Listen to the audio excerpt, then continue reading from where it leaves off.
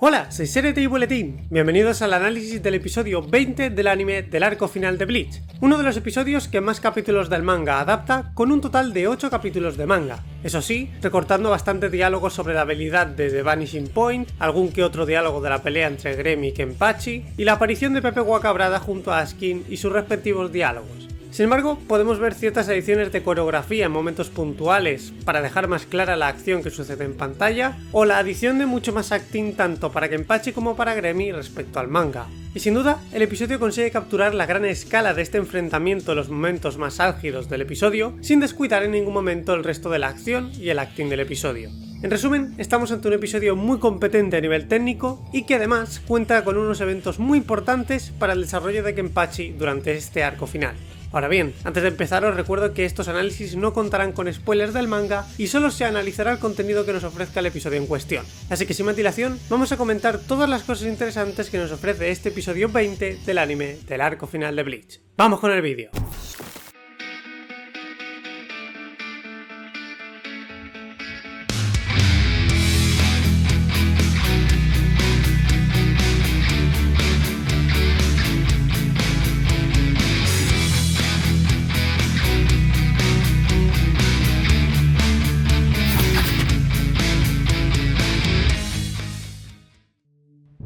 El episodio comienza sin rodeos y nos presenta a la amenaza que atacó a Yachiru y Sane al final del episodio anterior. Su nombre es Winel Lee y se presenta como el Stenritter V de Vanishing Point, que podría traducirse como el punto de fuga o el punto de desvanecimiento, y su poder consiste en hacer desaparecer su existencia para atacar por sorpresa a sus presas. Ahora bien, su poder se divide en varias fases. En la primera puede hacer desaparecer su figura, en la segunda su existencia y en la tercera el recuerdo de su existencia. Y al combinar estas tres fases entre sí, Winel puede crear estrategias ofensivas y defensivas muy interesantes, como por ejemplo hacerse invisible con su fase 1, pero mientras esto ocurre, borrar su existencia con su fase 2, dando como resultado un desvanecimiento repentino que deja una imagen residual en la retina del enemigo, provocando que este último ataque por instinto a ese rastro que percibe. Otro uso de sus habilidades que utiliza Winel es volver de la fase 2 a la fase 1, es decir, pasando de eliminar su existencia a volverse invisible de inmediato ante los ojos del enemigo, consiguiendo así atacarlo sin que éste tenga tiempo de reacción para evadirlo. Sin embargo, nada de esto funciona con Yachiru, pues ella actúa por puro instinto.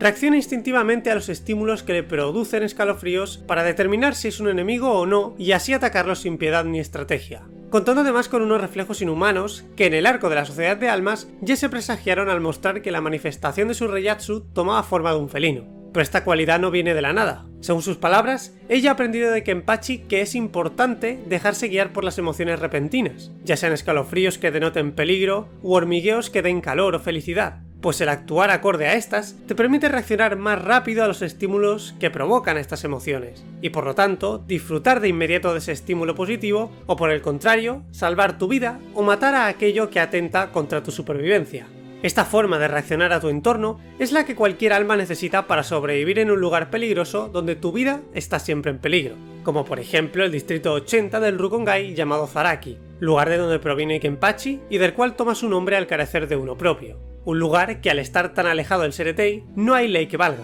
Allí solo hay hombres que tienen más de bestia que de hombre. Sin embargo, en la parte norte del siguiente distrito, el 79, conocido como Kusakishi, fue donde Kenpachi encontró la Zanpakuto que robó de un Shinigami muerto, la cual, tras numerosas batallas a vida o muerte, se manifestó para comunicarse con Kenpachi. Esta manifestación de la Zanpakuto era Yachiro Kusagishi, la cual fue bautizada por Kenpachi con el nombre de Yachiru, en señal de su única admiración por un alma conocida como Yachiru Unahana, y fue apellidada Kusagishi debido a su distrito de procedencia del mismo nombre. Y aunque puede parecer algo apresurado asumir que Yachiru es una manifestación de su Zanpakuto, el episodio en sí lo deja bastante claro que este es el caso, pues cuando Kenpachi le pregunta de dónde viene y quién es, ella responde a estas preguntas al tocar la espada de Kenpachi, aludiendo claramente que ella proviene y es parte de la Zanpakuto. Y aunque por ahora no sabemos exactamente qué parte de la Zanpakuto representa, refiriéndome a si es una manifestación del espíritu de su Shikai, de su Bankai, o es producto de otro agente externo relacionado a la Zanpakuto, sí podemos entender por qué Yachiru posee estos reflejos y esta actitud implacable y salvaje heredada del mismo Kenpachi con el objetivo de sobrevivir en los peores lugares del Rukongai. Y por supuesto, debido a que esta manifestación de la Zanpakuto ha tomado identidad y forma, ella es tratada como un Shinigami más y se le otorga una Sauchi para ella al unirse junto a Kenpachi al Gotei 13, dando como resultado algo que dista bastante de un Shikai convencional, nacido del hecho de permitir que una Zanpakuto comparta y extienda su alma a partir de otra Sauchi como ella, lo cual explica la habilidad principal de su Shikai llamado Sanpo Kenju o Bestias Espada de 3 pasos, la cual no solo no cambia de forma, sino que se basa en la copia de los movimientos que realiza Yachiru,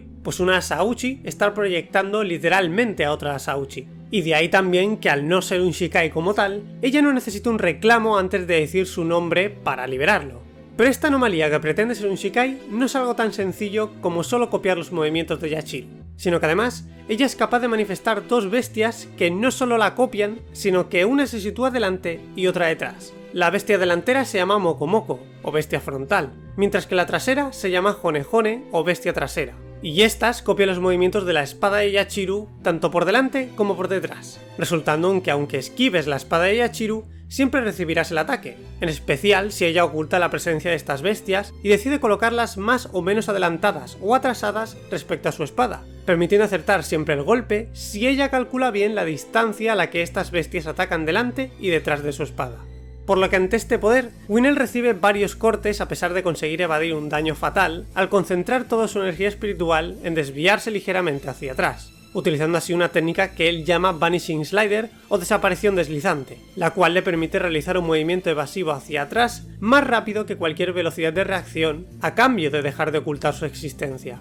Pero de repente, este pierde un pedazo de su cuerpo de la nada, dando lugar a la presentación del verdadero Stenritter V, Gremmy Tumu, The Visionary o el Visionario, un individuo con el poder de volver realidad su imaginación, desde crear cualquier fenómeno natural, modificar las propiedades de otros seres vivos o incluso crear vida, aunque por supuesto esto tiene sus limitaciones. La primera de todas es su conocimiento, no podrá crear cosas que él mismo no pueda imaginar, y teniendo en cuenta que él ha estado encerrado desde que se le otorgó este Shrift debido al temor y respeto que emana un poder como el suyo, podemos intuir que su conocimiento sobre el universo y sus fenómenos ha de estar limitado hasta cierto punto. Y además, recordemos que las batallas que vemos en la obra se suelen definir por la diferencia que hay entre las energías espirituales. Si Gremmy imaginara que Kenpachi muere, esto solo se volvería realidad si el poder espiritual de Gremmy fuera superior o igual al de Kenpachi, lo cual sabemos que no es cierto y que además están a años luz el uno del otro. Pero entre todo lo demás, él podrá modificar y crear a su antojo lo que sea que imagine, y en el caso de querer modificar otros cuerpos, lo podrá hacer siempre y cuando supere o iguale la energía espiritual de aquello sobre lo que quiere ejercer su poder. Por ese motivo, nada más aparecer, no solo traspasa la barrera de Isane, sino que mata a Rose y Kensei con solo imaginarlo, además de aprovechar para acabar con la existencia de Winel, un ser creado de su propia imaginación. Y por si fuera poco, deja a Yachiru fuera de combate al convertir sus huesos en galletas. Pero de repente, Kenpachi aparece para salvar a Yachiru, un Kenpachi que, como sus propios soldados mencionan, ni siquiera lo han notado llegar, una falta de percepción de Reiyatsu que solo se produce cuando un alma posee un poder que está a años luz de los que deberían de percibirlo, de la misma forma que Aizen dejó de sentir la presencia espiritual de Ichigo en el momento en que éste consigue utilizar el 100% de sus poderes en ese momento. Por lo que el hecho de que no detecte la presencia de su capitán es un detalle que nos dice lo monstruosamente poderoso que es Kenpachi, ahora que no está limitando inconscientemente su poder. Y todo esto a pesar de que aún lleva el parche puesto, el cual probablemente es el motivo por el que los soldados empiezan a sentir la presencia de Kenpachi minutos después de su llegada. Pero antes de que comience la batalla, Kenpachi se toma la molestia de responder las dudas de Isane, dándole la noticia de que una Hana ha muerto,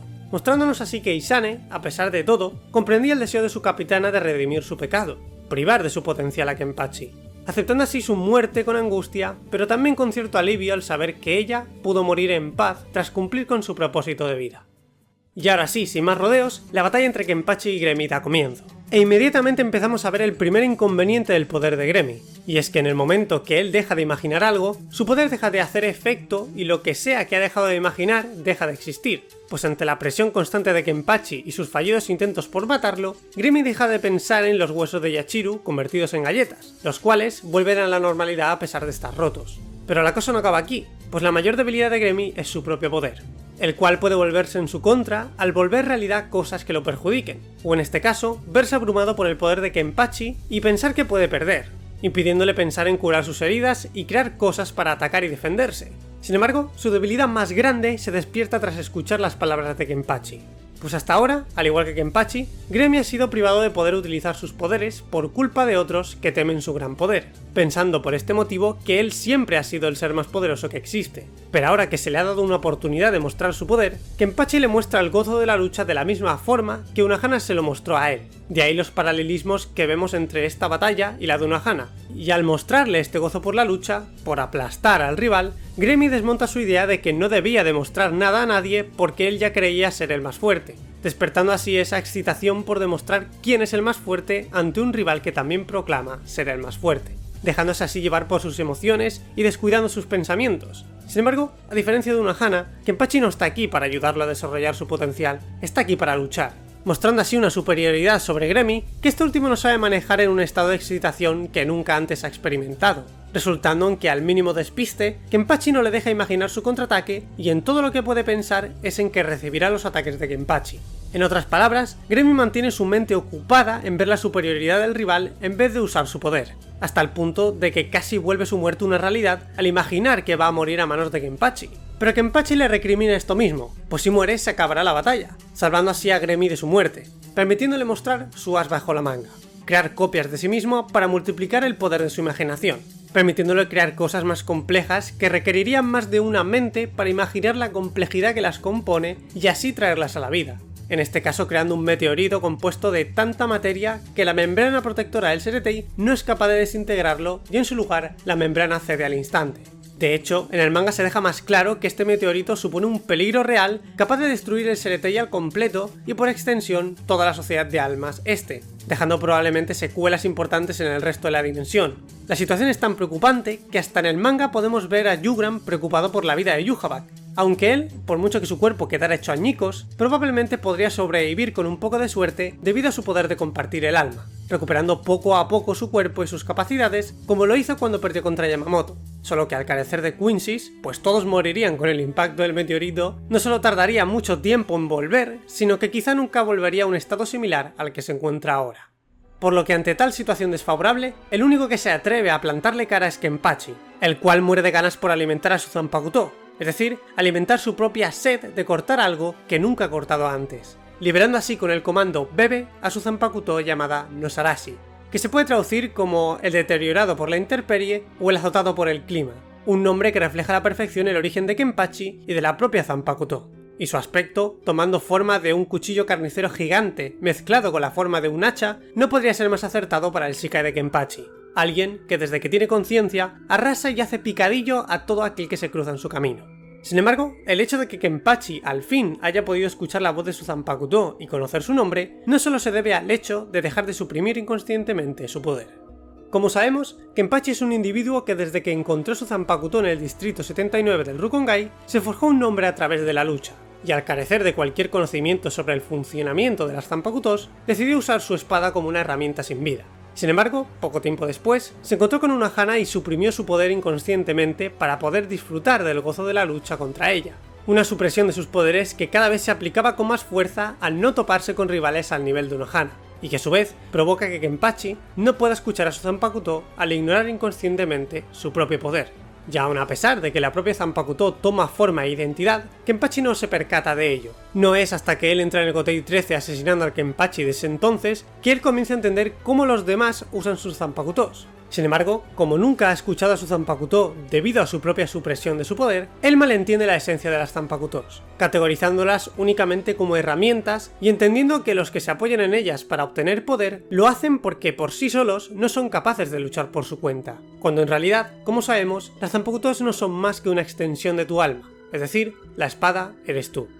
Sin embargo, cuando Kenpachi pierde contra Ichigo, él se da cuenta de su error, y al desear más poder para enfrentar a oponentes tan fuertes como Ichigo, por primera vez trata de reconocer a su espada como lo que es, una extensión de su alma, su propio poder. Pero ese intento de comunicación no surte efecto, pues todavía sufría de su restricción inconsciente de poder. Y no es hasta que hereda el título de Kenpachi, obteniendo así una identidad propia de la que carecía en un pasado que define quién es él y su propósito, y se deshace del trauma que le hace restringir su poder, que él consigue por primera vez escuchar la voz que siempre quiso comunicarse con él. En otras palabras, al conocer su identidad, su propósito y el verdadero poder que poseía, consigue despertar su Shikai. De ahí que al liberar su Zanpakuto y cortar el meteorito, el anime decida mostrar una preciosa regresión de Kenpachi hasta la apariencia que tenía de niño, haciendo referencia a que él ha vuelto a ese momento donde su poder crecía libre y sin ataduras.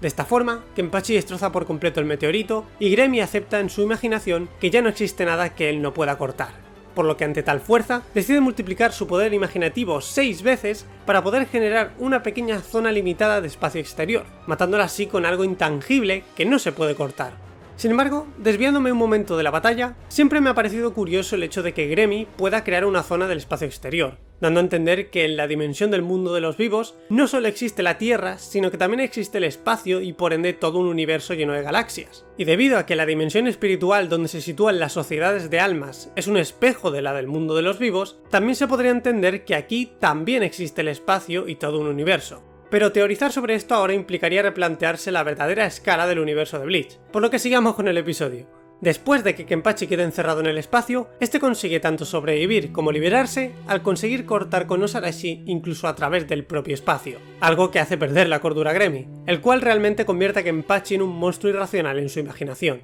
precipitándose así al usar su poder para ganar a cualquier costo esta batalla, tratando de arremeter contra Kenpachi con un poder equivalente al suyo. Es decir, el poder que Gremi ha podido calcular que tendría alguien capaz de soportar el espacio y cortar a través de él y de un meteorito gigante sin esfuerzo. Un poder que acaba por destrozar a Gremi, dejándolo curiosamente con unas mutilaciones similares a las que Kenpachi dejó a sus víctimas del Rukongai, en señal de que él también ha sucumbido ante el ilógico poder de Kenpachi. Pues a pesar de poder imaginar un poder capaz de hacer las hazañas que Kenpachi demuestra, un cálculo de poder que tampoco es el total de Kenpachi, pues recordemos que él sigue con el parche puesto, Gremi no podía imaginar un cuerpo capaz de soportar un poder tan inmenso. Pues en su cabeza, Kenpachi ya es un monstruo irracional que no se ajusta a las leyes físicas ni a la lógica. Por tanto, Gremi no encuentra la manera de imaginar siquiera cómo concebir un cuerpo como el de Kenpachi, uno capaz de soportar su irracional poder, llevándolo así al límite de su imaginación, donde él, además de imaginar su derrota, solo puede imaginar su muerte, un mundo donde él ya no podrá imaginar nada,